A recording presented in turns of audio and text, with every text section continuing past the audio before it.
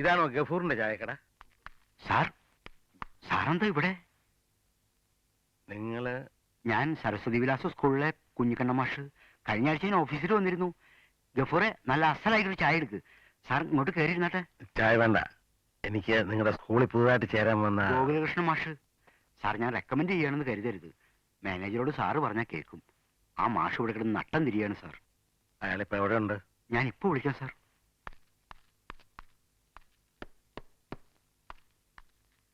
മാഷെ അന്വേഷിച്ച് എഴുതി വന്നിരിക്കുന്നു.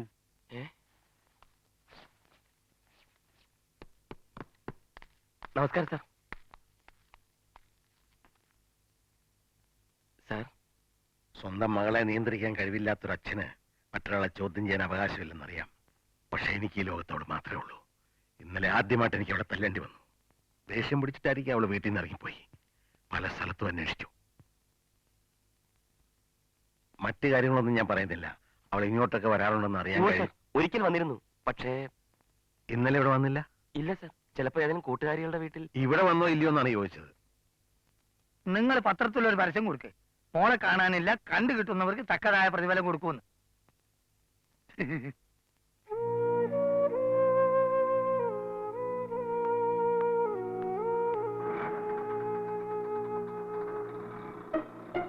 അയാളെന്തിനാ മാസ്റ്റർക്ക് വന്ന് മോളെ അന്വേഷിച്ചേ? ദേവിന്റെ അച്ഛനിങ്ങോട്ട് വരുന്നു. വാതിൽ അടച്ചോ, നീ ഇങ്ങോട്ട് വന്നിട്ടില്ലെന്ന് ഞാൻ പറഞ്ഞേക്കാം. ഇനിയും തല്ലണമെങ്കിൽ തല്ലട്ടെ. പ്ലീസ്. ഇവിടെ ആരുമില്ലേ? ഓ, അങ്കിളായിരുന്നോ? അവള് മറ്റെവിടെയും പോയിട്ടില്ല. പ്ലീസ് അങ്കിൾ, ഇനി അവളെ തല്ലരുത്. കയ്യേന്നൂടെ.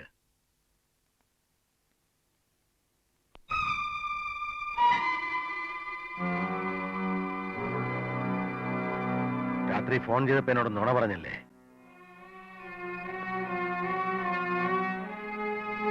സ്വന്തം വീട്ടിൽ നിന്ന് ഓടിപ്പോരുന്ന പെമ്പിള്ളേരെ ഒളിപ്പിച്ച് താമസിക്കാണോ നിങ്ങളുടെ ജോലി?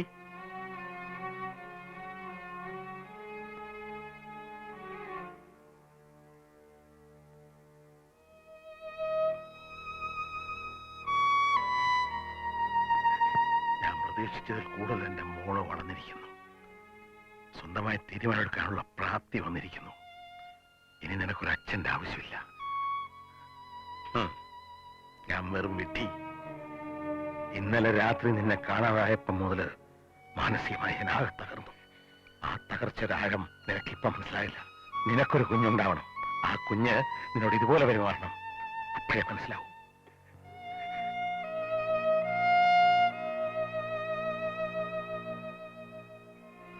എന്റെ മനസ്സിൽ നിന്റെ പേര് ഞാൻ വെട്ടിക്കളഞ്ഞിരിക്കുന്നു. നിന്നെ എനിക്ക് അറിഞ്ഞുകൂടാ. എനിക്കിങ്ങനൊരു മകളില്ല.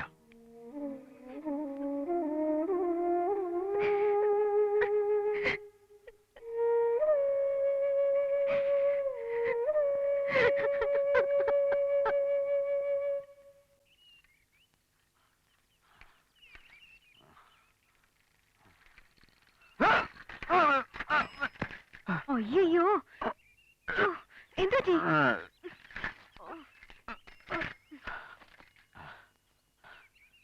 ഞാൻ കുട്ടിയെ പറ്റിച്ചു. പട്ടണക്കാട് പുരുഷത്വനൊന്നുമല്ല ഞാൻ. എന്നെ അപ്പോയിന്റ് ചെയ്യാൻ വേണ്ടി ഞാൻ പറഞ്ഞ നുണക്കുട്ടി വിശ്വസിച്ചു. പക്ഷെ എന്നേക്കാൾ വലിയ നുണയന്മാരും കള്ളന്മാരാണ് ഈ ലോകം മുഴുക്കെ. എവിടെ എന്റെ ജോലി? മദ്യവെച്ചിട്ടാണോ വന്നിരിക്കുന്നേ? ആരും അറിയണ്ട, നല്ലോണം മദ്യവെച്ചിട്ടുണ്ട്. എനിക്ക് അച്ഛനൊന്ന് കാണണം.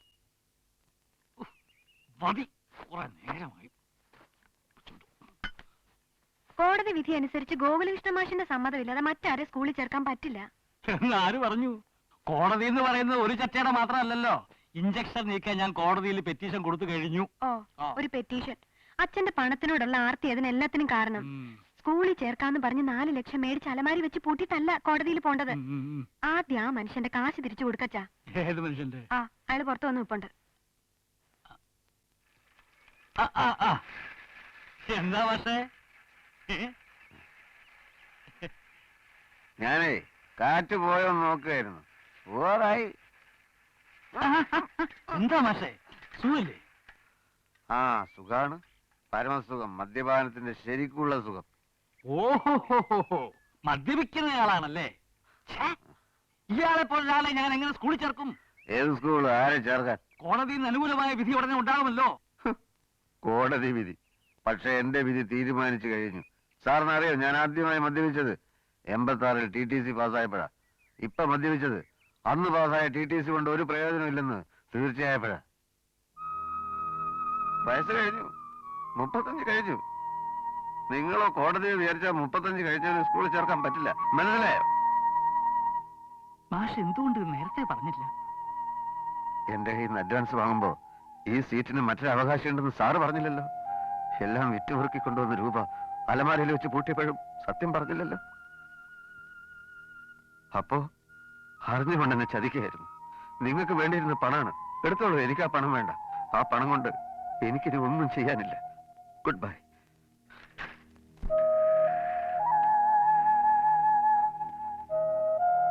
എന്റെ കാര്യം സാരമില്ല സാർ. ഇനി ആരെയും ഇങ്ങനെ ചതിക്കരുത്.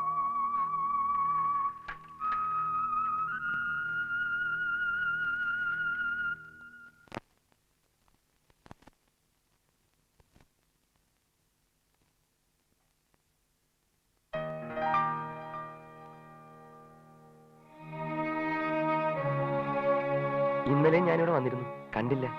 അച്ഛനുമായിട്ട് വഴക്കുണ്ടായോ?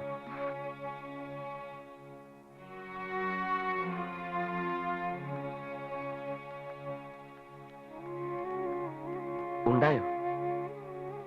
ആര് പറഞ്ഞു? അച്ഛൻ തന്നെ.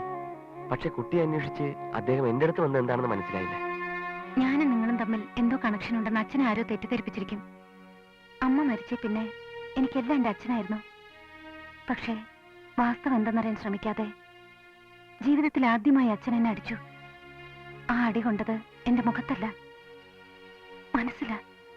അപ്പോ ഞാൻ കാരണം? നിങ്ങൾ കാരണമൊന്നുമല്ല.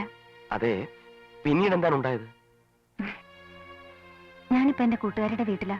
ഇതുവരെ വീട്ടിലേക്ക് മടങ്ങിപ്പോയില്ലേ? എനിക്കങ്ങനെ ഒരു മകളില്ലെന്ന് അച്ഛൻ പറഞ്ഞു. അതൊക്കെ ദേഷ്യം വരുമ്പോ പറയുന്നതല്ലേ. കുട്ടി വീട്ടിൽ മടങ്ങിപ്പോണം. അച്ഛനെ സങ്കടപ്പെടുത്തരുത്. അച്ഛന്റെ മകളാവുമ്പോ ഇത്തിരി വാശിയും ദേഷ്യമൊക്കെ എനിക്കും കാണുമല്ലോ. അതൊക്കെ പോട്ടെ. ഇപ്പൊ മാനേജർ എന്തു പറയുന്നു?